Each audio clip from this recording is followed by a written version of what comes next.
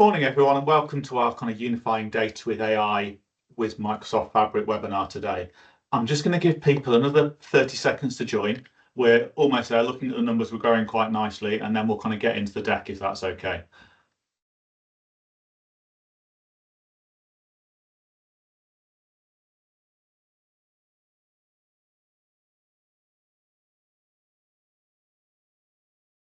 Right, so looking at the attendee count, it's bubbling up quite nicely now. So Adrian, do you want to go on to the next slide and we'll do a little bit of intro if that's okay? So this is kind of a high-level version of the agenda. Obviously, we're going to do some live product demo in this. The times might vary a little bit. But first off, kind of introduction to Enhance, followed by some of the challenges we see within the sector, and then how Fabric can help.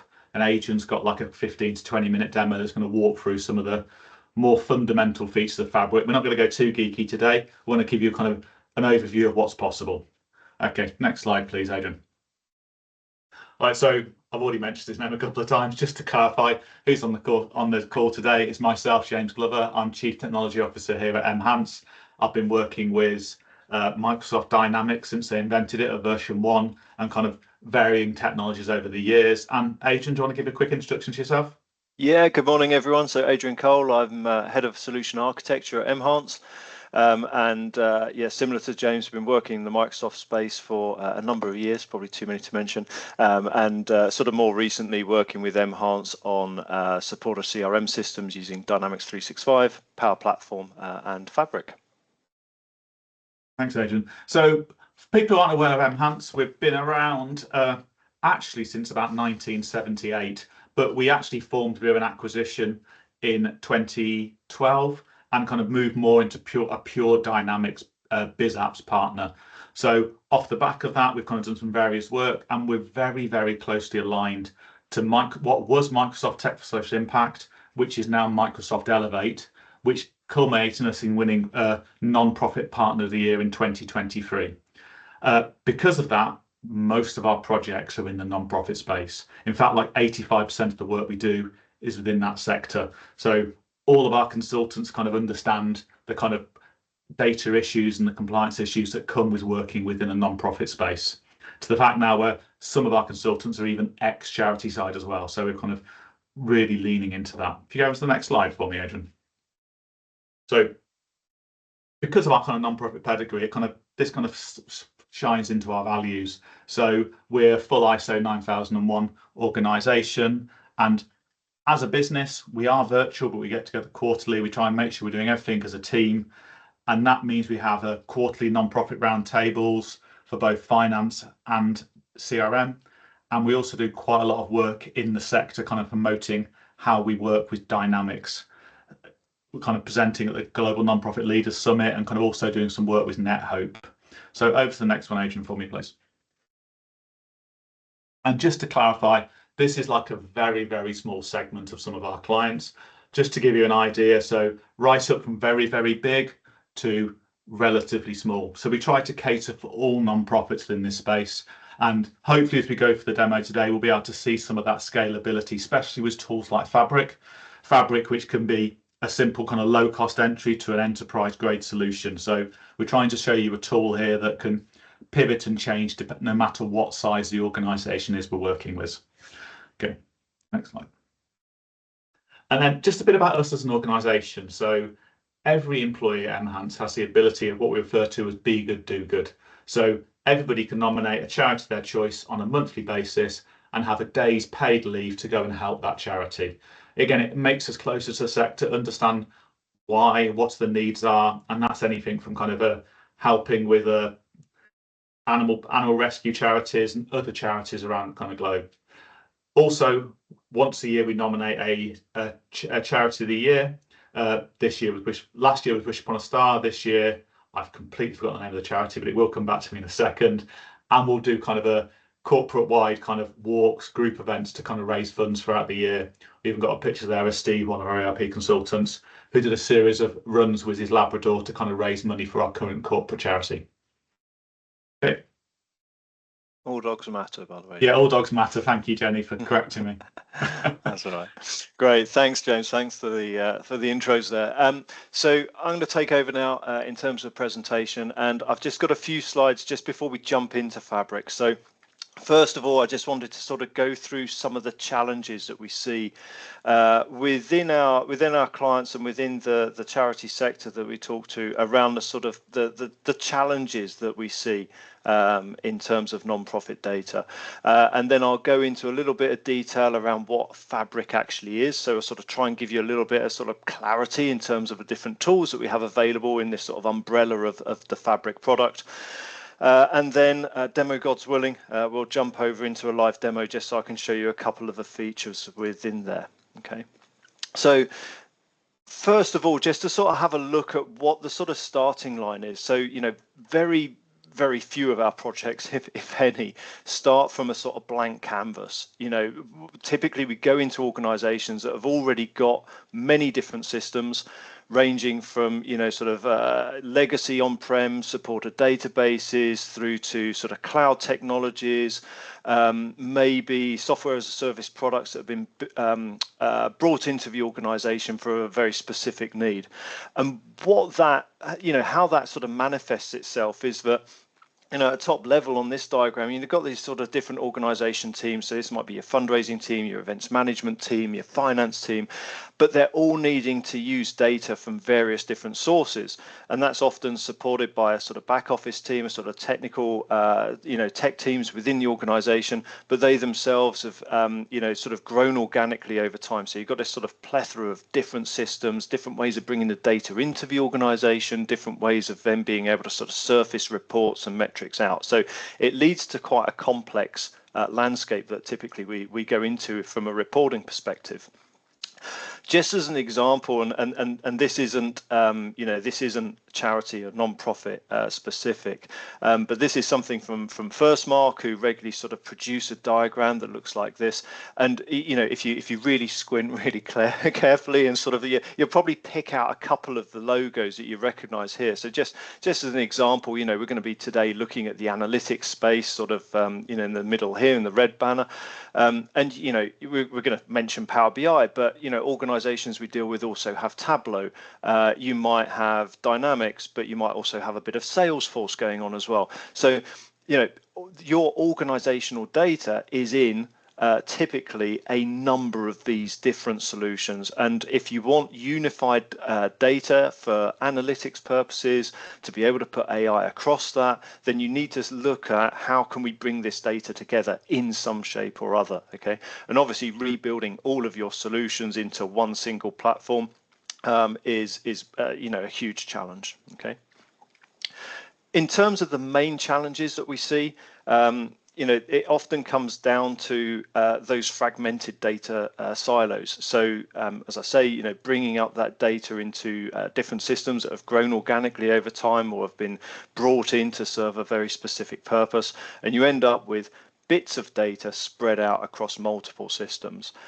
Typically, those systems have been implemented, and you know, maybe you know, reporting and analytics functions across those systems have just been very sort of specific for that reporting need. So if you want to start bringing those data silos together, what we see are, you know, maybe our colleagues in supporter services doing manual, time-consuming manipulation of the data. So get an Excel spreadsheet out of Dynamics, get a similar download as a CSV from an event management platform, get another data set out of finance, and then sit there and sort of try and marry up the rows before you can start doing some consolidated reporting. So it's a manual process. You know, it's time consuming, and it drives this sort of lack of data insights. You can't just go and explore the data. You've got to almost sort of know what it is you're looking for before you do the report. You haven't got that ability just to sort of query what's going on. Okay. Typically with those systems as well, I mean, sometimes we go into environments where the current supporter CRM system's been around for 20 years, and there's data quality issues. The way that platform's been used over time has changed.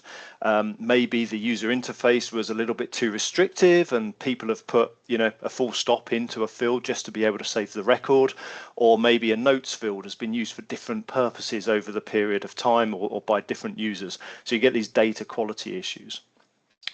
What we're trying to do is bring all this data together so that we can then start overlaying consolidated reporting, analytics, and AI. But AI itself has some challenges. So, it's very early in terms of a sort of current thrust of artificial intelligence and generative AI. So there is a bit of a skills gap out there. And typically that's been driven by things like budget constraints as well. So, there's now, jobs being posted for prompt engineers and things like that, but they command some reasonable salaries, and it's being able to sort of bring that sort of experience into the organization. And then, I think personally, AI, generative AI at the moment is sort of at the sort of peak of that sort of hype cycle. We've seen a lot of things that it can do, but we're now also beginning to see some of the fears around implementing it. So, will AI be able to digest the data correctly, or will it start, apparently AI never lies, but it does hallucinate. So, will it start giving us sort of some incorrect answers? Are there some challenges with that? And that in itself might lead to a bit of sort of inertia in terms of adoption. Just jumping back to the data silo, because that's going to be a little bit of a theme of the demo, just to give a little bit more sort of context around that. As I mentioned, different systems being fragmented. So, I'm sure many of you on the call will be able to relate to this. You might have separate systems for supporter services, for donor management, for events, for finance, and so on. And those aren't necessarily integrated particularly well with each other. And that gives us a challenge. So, when we're looking at things like customer journeys, marketing journeys for a supporter, being able to see exactly what they've done, but maybe some of the interactions with that supporter have been on other platforms. So an advocacy platform, an event management platform, being able to bring that data in so you don't miss any insights there. And as I mentioned, often we go into environments with lots of manual workarounds, bring that data out through spreadsheets. Just some more examples here. The typical ones we see, things like fundraising versus marketing. So, separate platforms for those different systems, maybe separate platforms for the program delivery versus the fundraising, but supporters still want to know where their donations have been allocated to and what they've been used for. So being able to do that reporting across all these different systems to say, okay, we spent this amount of capital on this program, but that was funded by these events and so on, be able to tie that all together. There are some different strategies, and we'll be happy to sort of share the slides after the webinar. But different strategies to overcome that, and one of the things that we'll be looking at with Fabric, maybe rather than bringing in a single CRM for fragmented data silos, we might use tools like Fabric to bring those together. Okay.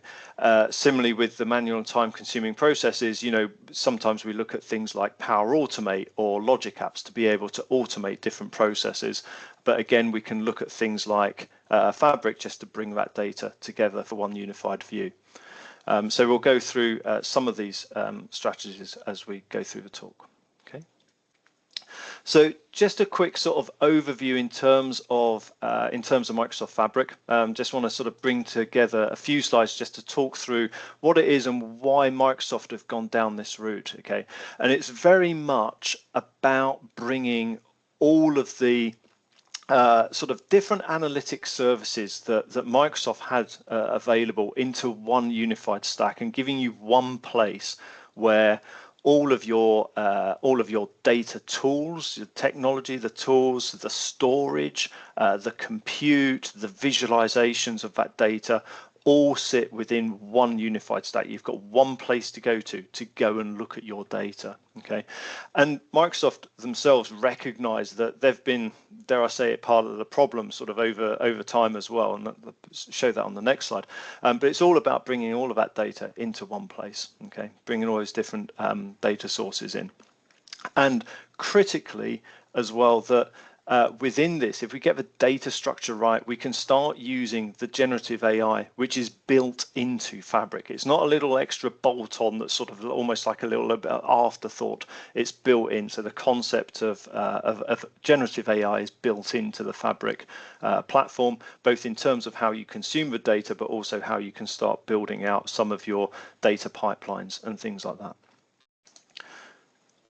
As I mentioned, Microsoft are aware that, in a way they're part of the how this problem has come about. So if you look here on this slide, we've got all of this data coming through. And if you went back maybe 3 or 4 years ago and asked James and myself, what's the analytics platform within Microsoft, we would talk about Synapse. We'd be talking about Synapse Analytics, maybe talk about Azure Data Factories to bring the data in, and Power BI. But it was like almost a sort of slightly disparate set of services, and it's grown over time. There's lots of different platforms out there, both inside and outside the Microsoft tech stack. So the idea here is to bring everything together, all part of the Microsoft cloud, using Fabric, using Dynamics, using Power Platform. So what do we get with Fabric? So critically, we get all of our data in one place. Okay, so we get a vast tool set. So it's a little bit of a sort of conflict here because I'm saying, it's one platform, but you do get lots of different tools within that platform. And the reason for that is that you need lots of different tools to do different things. So ingesting data versus transforming that data versus querying that data, you probably need different tools, just like you need different tools within your toolbox at home.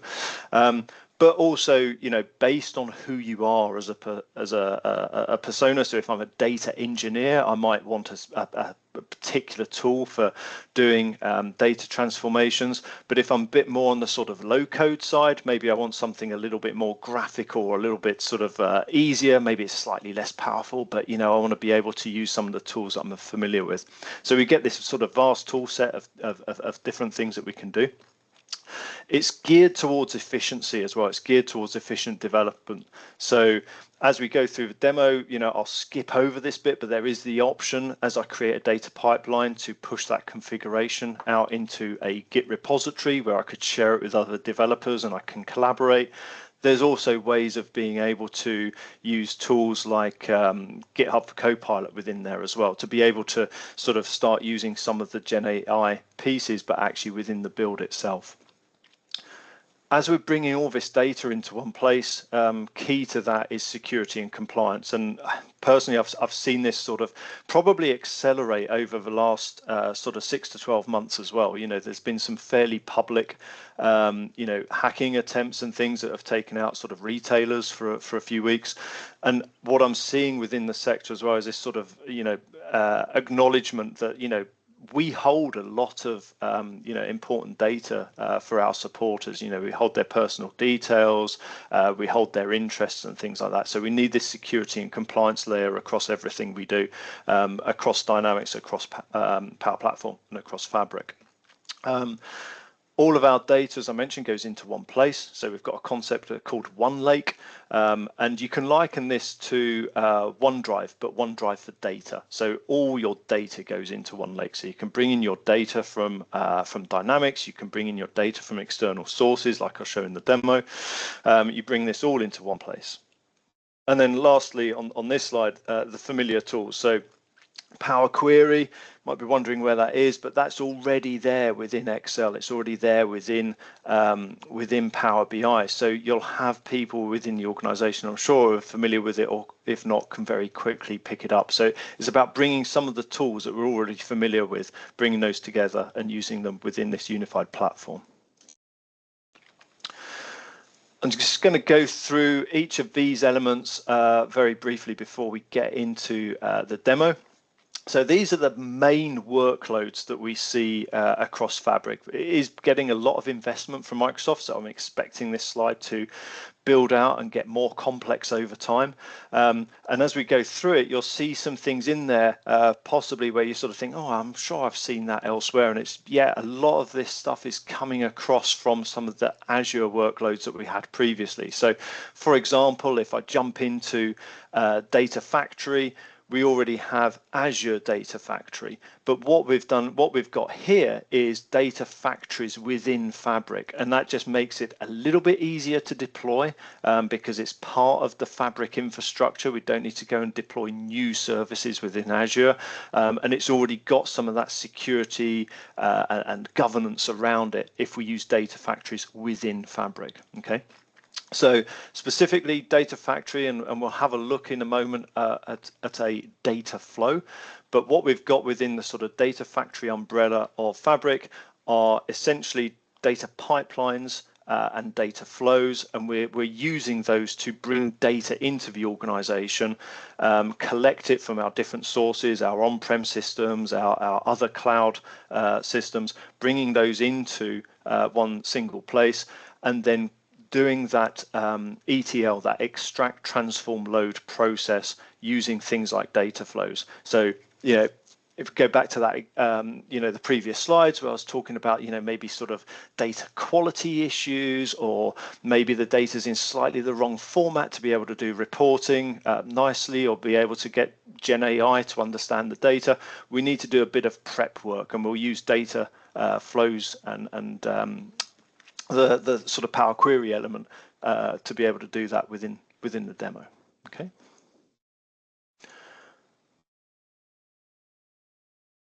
Just to sort of give you a few examples there, I've got a few icons here. You can see where we can get some of this data from Data Factory. So a huge amount of different tools that we can connect into. For example, you've got things that are not Microsoft. So you've got Google services, SAP services that you can connect into, Salesforce Marketing Cloud. So you can bring data from these different platforms via Data Factory into your data lake, which I'll come on to in a moment. But you've also got the ability to extend it out as well. So you can see here, you know, you've got REST services, HTTP services, ways of connecting to other cloud systems where maybe you're not seeing the logo on this slide, but you know, there'll be a way to be able to connect into. And of course, for us, you know, a lot of the time we're also connecting into Dynamics, SharePoint, some of the other Microsoft technologies. In terms of the data engineering workload, this is more around, I'd say, sort of pro and low code development of things. So in a moment, when I show you a data pipeline, it's very graphical. I click, I record, I get a list of steps. Data engineering is going to be more about jumping into a Spark notebook or jumping into SQL queries and building out some sort of much more sort of complex data engineering scenarios to bring that data together. We also get data warehousing. So there's behind all of this, you know, previously you would have had to have spun up a SQL data warehouse in Azure or on-prem. You would have had to have built all the logic around that SQL storage. What we've got here is the ability to bring that data warehousing into Fabric, and then, you know, pretty much sort of do a lot of those sort of high infrastructure tasks using a user interface that's sort of easy to navigate. And it gives us that both the storage and the compute power behind that as well. Just a quick divergence off of that. So in terms of the data warehousing side as well, one of the things that is coming as a sort of new feature is this concept of data mirroring as well. So Fabric is going to be the sort of single place for all this data, and we can bring data in using Data Factory. We can do the data engineering piece using SQL and Spark and so on. But also there's other ways of bringing the data into Fabric, and one of those is mirroring. And what we're seeing now is the ability to mirror Azure SQL databases directly into Fabric. So the data still exists in that primary store, and we'll be able to mirror the data across into Fabric for reporting purposes, and it basically acts as a sort of next to real-time copy of that data. Data science. The data science workload gives us the ability to start creating machine learning algorithms. So this might be once you've got, and there's a so once you've got the data well formed, it's in your data warehouse, the ability to start creating machine learning algorithms across that data. So scenarios maybe for our sector might be the potential for giving and things like that, where you want to run some analysis across your supported data set, look at different factors in terms of maybe engagement on events, response to marketing, values of donations, and then start working out some logic in terms of potential to maybe get them involved on an advocacy journey or event sign up or increase donations, things like that. So that's where the sort of machine learning piece would come into. Real-time intelligence, just very briefly, because I'm still sort of with this one, I'm sort of looking at where it could fit into our sector, to be honest. It's more around sort of monitoring sort of real-time feeds of data.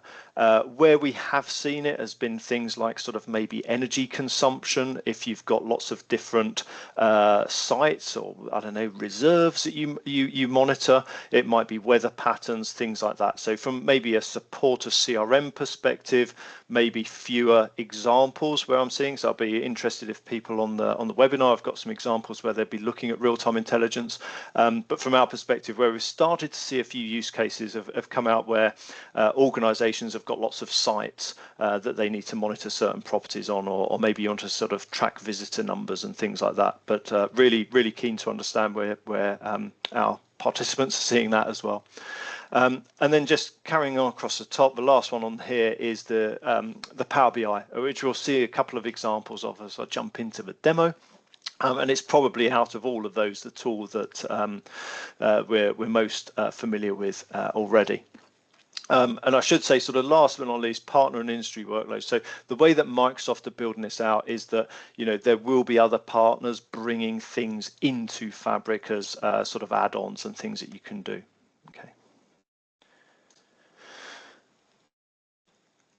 Copilot. Hopefully I'll get a little bit of time to show you. I'm just conscious looking at the clock. Copilot. Love to show you a little bit of that when we get into the demo as well. Sure, some of you have seen Copilot in sort of the Microsoft 365 Copilot. This is basically extending that out into Fabric as well. So once you've got your data well formed, and this is really the end goal, being able to ask questions of a Copilot about that data. One lake I mentioned in terms of one place for your data, and as I say, last but certainly not least, the security and governance side of things as well. So having all your data in one place, being able to document your data flows, and then being able to see quite easily who's got access to what bits of data is key to the platform. So how does this all come to help us? So referencing back to those challenges that we're seeing in the sector, the way that Fabric really helps is by bringing everything into one place. So you've got all your data in one lake. You're using this sort of single set of technology, variations within there, different tool sets, but it's all sitting under the same umbrella of Fabric, with data stored in one place. So everybody uses the same one lake in terms of data. They can all, security granted, be able to query that data. So you've got one single point of truth. And then ultimately having all of those, having the data in one lake and being able to use those different tools across it, so everybody's seeing the same set of data, the same information. So demo time. Let me, oh, sorry, spoiler alert about next events. Let me bring up my browser. So James, just confirm you're seeing my Power BI, which is actually an excuse for me quickly to have a quick drink. Yeah, just while you're having a quick drink, if anyone's got any questions as we go along, please pop it into the Q&A chat and I'll do my best to answer. So great, please don't be shy. Cool. So where I'm actually going to start the demo just very briefly, just in a sort of question of time, really, just to quickly show you a Power BI dashboard, just so you can sort of see what the end product might look like. Because as we go through the demo, you know, the end result of what I produce in sort of 15-20 minutes won't look as polished as this. So this is an example Power BI report that we've put together across one of our example supporter CRM databases using the fundraising engagement data model. And you can see over on the left hand side, I've got various different pages in here. So I've got things like income, where we could be tracking the donations this year, how many active donors we've got. You might want to break that data down by designation, / restriction / allocation, whatever terminology you use, looking at you know, different donors and so on, and then you know where that income is coming from and where it's being attributed to. And you know, you can have, in a way, you can have people start to interact with this data, because on a Power BI report we can also surface the filtering as well. So you know, you might want to come in here and be able to let end users sort of do some sort of elementary, I would say, sort of filtering of the data down to start finding their own insights. Okay, and of course across that data set, you know, this is income. We might drop down into sort of major donor reporting. We might have reporting around case management that you're using to sort of track supporter services and you know, how things are progressing for their support tickets and things like that. Okay, so there's lots of rich visualization that we can create across these Power BI data sets, or terminology alert, the semantic model. And this is really the end result. So letting people come in, and these might be operational reports, or they might be reports that you're surfacing for people to be able to dig into a bit more data, which typically then leads for further analysis and so on. Okay. But what we're going to do just over the next sort of probably 15 minutes is I'm just going to quickly rattle through a little bit of a demo in terms of bringing some new data into Fabric, and then ultimately producing a report maybe not quite as polished as this one. Okay, and what I'm going to do there is I'm going to create a workspace, but well, actually first, before I do that, just a little bit of context in terms of what I'm going to do. So we might have some data internally like we've got here, but often you also want to supplement that data and reporting with maybe some data that you've got from an external source. Maybe it's one of those other platforms that you've got, so an event management platform that a team signed up for, and you want to grab some data and bring it into Fabric to report across that. Alongside your supporter data set. The example I'm going to use is actually some data off of the Office for National Statistics. Okay, so this is publicly accessible data, so I'm not going to be showing you anything I shouldn't be showing. Publicly accessible, you can go and download this data set as well.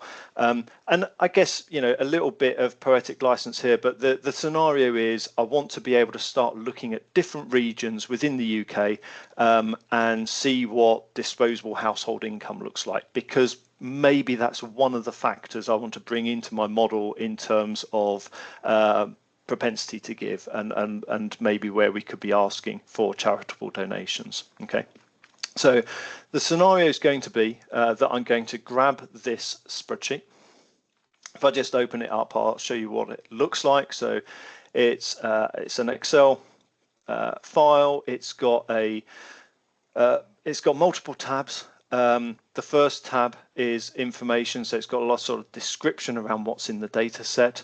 There's tabs of notes, there's tabs of contents, and then the one that we're going to grab just in this demo is going to be table 3. So that's the gross disposable household income per head of population at current basic prices. And if we have a look at that table, it's not the nicest structure for Power BI, in as much as we've got the columns going across the top with the values underneath, but also we've got, hopefully you can see this on the presentation, there's a sort of different shading of blue depending on what level of this sort of categorization of the locations. So the level that I want to be querying is going to be this ITL3 level, and you start seeing here we've got some areas that you probably recognize. If I scroll down, you can spot where you live, but it's pretty much across the whole of the territory, and it's just broken down into these different different regions. Okay, so that's the data that I want to ingest. So what I've done is I've downloaded that file, okay, and I'm going to jump over into Fabric, and I am going to jump into my Fabric demo workspace. So at the moment, all I've done is I've come in as an admin. I didn't sort of show you this bit, but I've created something called a workspace with a big container, it's basically a big folder, and I've called it Fabric Demo. Okay. And the first thing I'm going to do is I'm going to create a new lake house. Okay, so if I click on new item, see all the different things that we can create here. So there's lots of stuff, pipelines and data flows that I mentioned earlier, mirroring of different databases to bring other things in, maybe the notebooks and Spark jobs, which to be honest, probably a little bit sort of too codey for me, but you know, different ways of doing the data engineering side of things, different ways of storing data, etc., etc. There's a lot of different toys in here. But what I'm going to do is create a new lake house. And this is going to be just the area that I'm going to use to store my data, ingest my data, and so on. And I'm just going to call it GDHI Fabric Demo for now. Okay. This is typically something that would, you know, maybe take, you know, a few minutes, few hours to spin up if we were building this by hand in Azure. But literally then in the moment it took me to sort of say that sentence, it's gone off and it's created me a lake house. It started to, you know, create structure there for tables and files. It also, it did it as I was clicking it. It also goes off and creates a SQL analytics endpoint. So if you've got data engineering type people who want to write SQL, SQL structured query language, sorry, it's a way of querying databases. So it's already gone off and created me an endpoint, a way that I can connect to this data and write SQL queries. Okay. What I'm going to do is just upload a file. Probably we would create data pipelines to bring this data in, but I'm just going to grab that file and open that up and upload it. It's a quicker way, just for the purposes of this demo, of bringing that spreadsheet in. But as I say, typically we'd build that out as a data pipeline and check regularly for updates and so on. But I'm just going to do that manually for now. Okay, so I've uploaded that file, got a green tick, and if I come back here in my lake house, so I'm just going to make that a little bit bigger on the screen share, there we go. Then underneath here, I'll give it a sort of minute or two, it starts refreshing and it'll start showing up that file.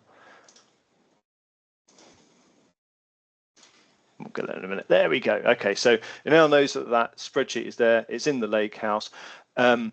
If this was a CSV, or another structure, then I'd be able to come in and preview. I can preview this, but because it's a spreadsheet, if you remember back to when I showed you the first tab on the spreadsheet, it was just a lot of text. So this isn't sort of too good for us.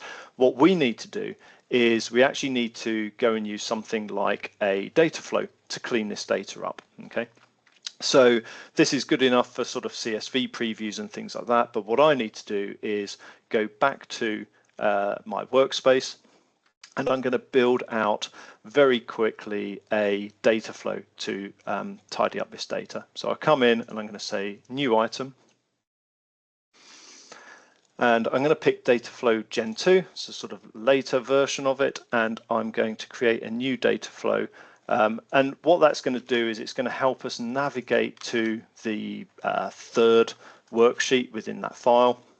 Mentioned earlier, you've got sort of development tools as well. I'm just going to skip over that for now.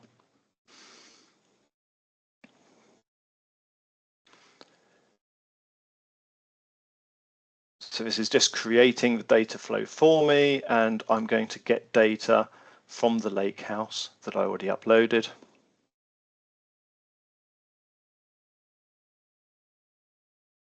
Live demo. Let's try again.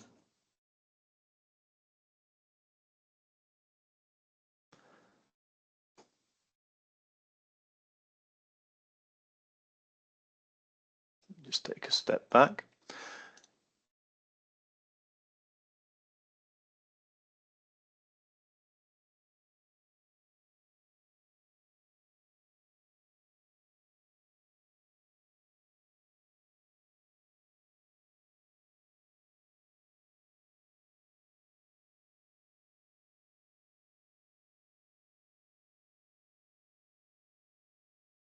It is not happy. No, it's not your friend today, is it, Adrian?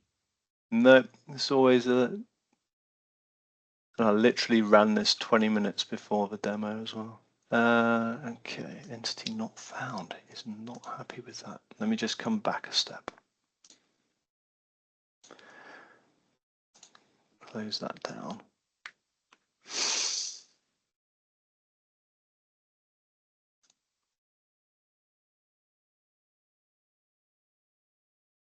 Let me just double check that it has got that file. Yeah, that file's happy there. Back to the workspaces, fabric demo. Now, let me just let me just try and create that data flow again. Just add the new maybe I was file just, again. Yeah. just clicking a bit too quickly, maybe. Let me call it data flow GDHI. Just give it more than 5 seconds. And sometimes I'm a little bit impatient. I click too quickly. So let's see if that's going to work for us. Let me go into the lakehouse.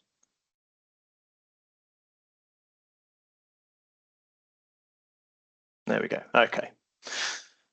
Demo gremlins always sent to upset your flow. There we go. Okay, so what I've done, apologies for that. No idea. I don't want to spend time investigating that error. I've created a data flow.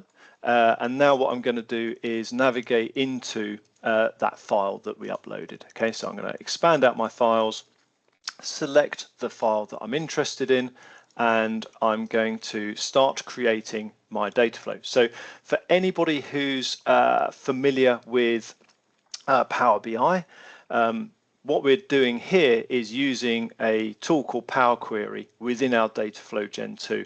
And what's really nice about this is over on the right hand side, you can see these applied steps. And what it's doing is basically sort of recording the navigation, the cleansing of the data that you do as you click through it. So at the moment, it's opened up, second time lucky, it's opened up that source, it has navigated through a workspace, it's found my demo lakehouse, it's then navigated through to the files that I clicked on, so you can see there, and then it's bringing up that spreadsheet. So what I'd do normally, just sort of looking at the clock, what I'd do normally is I would go through a set of steps. So for example, we know that we want the table, table 3. So I would click here, and if you keep an eye over on the right hand side here, we'll get a new step being created as I click into that. So it's recording the steps that I'm going through to clean this data up. Okay, so for example here I've then got this, and I might decide to promote the top row into the headers, or I might decide to filter down just to my ITL3 rows, which is then again being recorded here. Okay, what I'm going to do, just because there's a few steps to filter this down, remove this column, pivot the data. One thing we have got behind the scenes in terms of Power Query is we have got an advanced editor. Again, this is an advanced editor. It's not, I don't want to say it's too advanced. You can see it's just a sort of more of a code view of those steps that we had here, but in true sort of Blue Peter style. That's one I made earlier. All I'm doing here, like I say, removing that ITL column, pivoting some other columns, renaming a few columns, and so on. Okay, so let me just OK that. See how we get on. Okay, so that's fairly happy. So I've gone through this sort of bunch of different steps here. I've got my code, I've got my region name, I've converted the, there was just a text column with a 2000, 2001, 2002. I've converted that to a date field and called it year. I've got my values. There was some incorrect data in there as well. There were some values that hadn't been set, so I've cleared those out and made it into a value. Okay, so this is my data flow that I'm using to clean up that data, and I'm just going to save that query. I'll give it a different name so it's a bit easier to find. So I'll call it GDHI clean, and I will get that to be saved over to my lakehouse. Just quickly go through the connections. So it's being stored, and I need to say where it's going to go. So I'm going to pop it into my Fabric demo, into my database there, and that's my GDHI clean. Skip over that briefly and publish.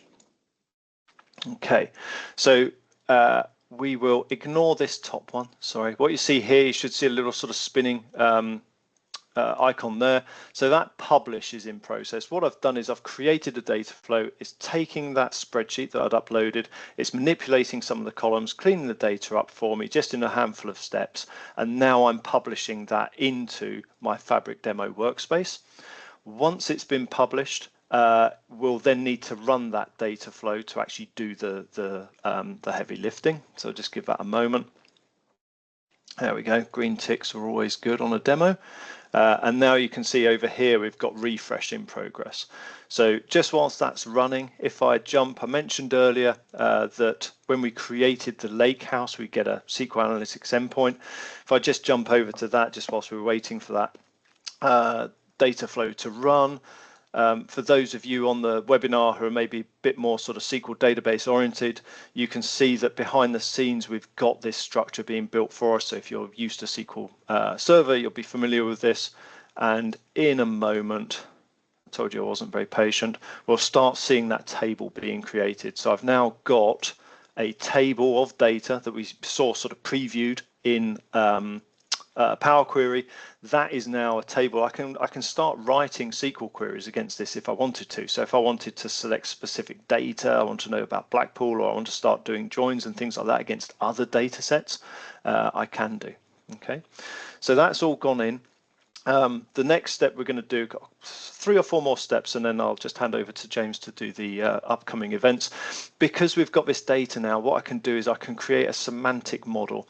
Semantic models are sort of business interpretation of the data, and it's what's behind Power BI. And this is our next step to be able to get Power BI to look at this data. So I'm going to create a new semantic model.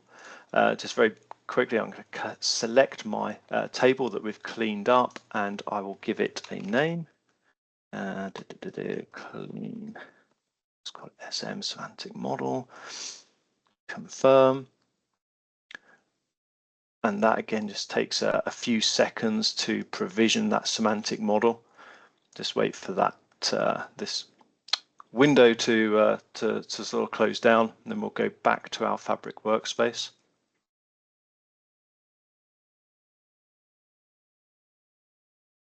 Go. If I just jump back to my Fabric demo. So you can see as we've gone through this sort of 10-15 minutes, I'll clean that one up later, but we've got our Lakehouse where I've uploaded some data, automatically got a SQL Analytics endpoint. We've then used a data flow to clean and tidy and repivot that data into a nicer structure for us. We've created the semantic model, which could click into, but it's basically a representation of that table that we saw, and it describes which columns are different data types and so on.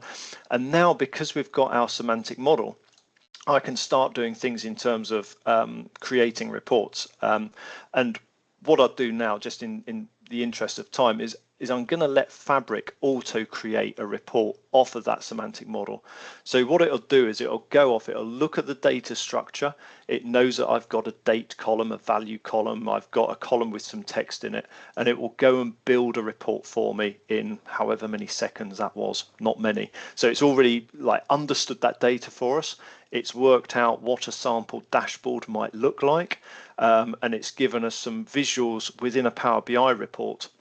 So we've got value by year, we've got by the ITL codes, the region names. I can come in and edit this if I want. I can save it. In fact, let me just save it.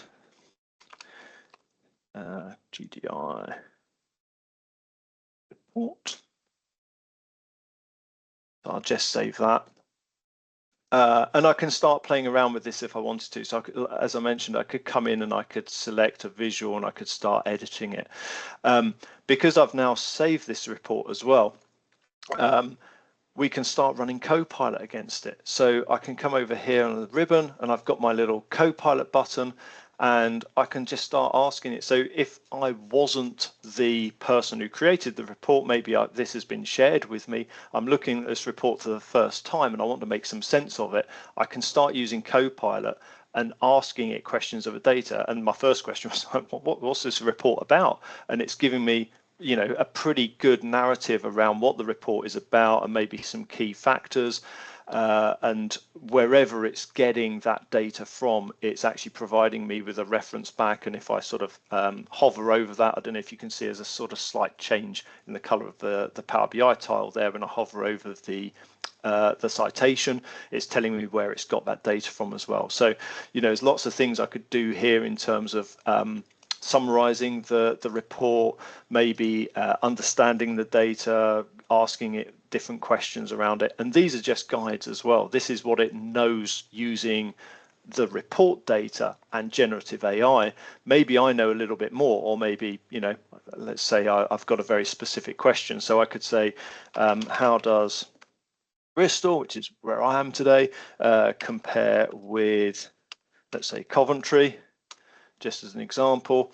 And what it'll do is it will look through the data. It's going to look for data points that mention Bristol or mention Coventry, and it's going to come up with some metrics around that.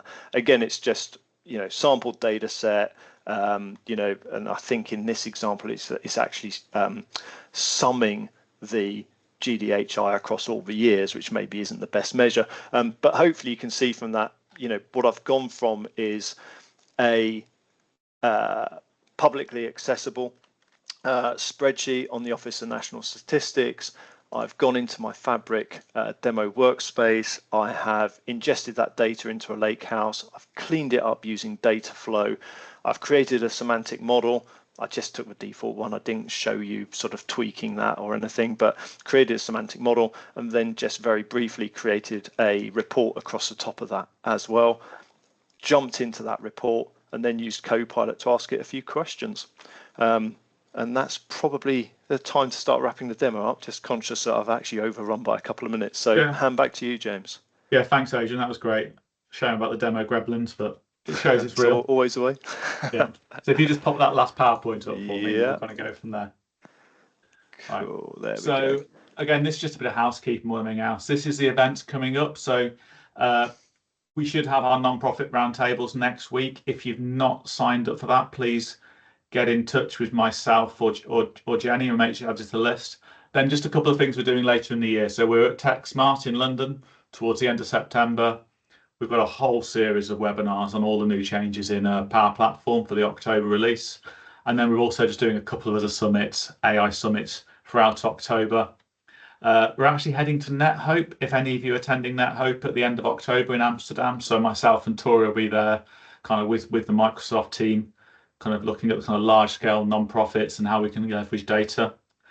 And then one final thing that's not on the list is we're doing a very large finance and CRM event on the 19th of November. So we should have some correspondence coming out next week on that. So we're hosting that at one of the Everyman cinemas in London.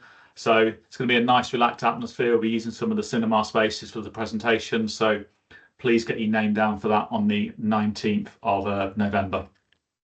And I think that's a wrap. Just really thanks, Adrian, for what you've done today. Yeah, thanks everybody for attending. Hope it was useful. Thanks.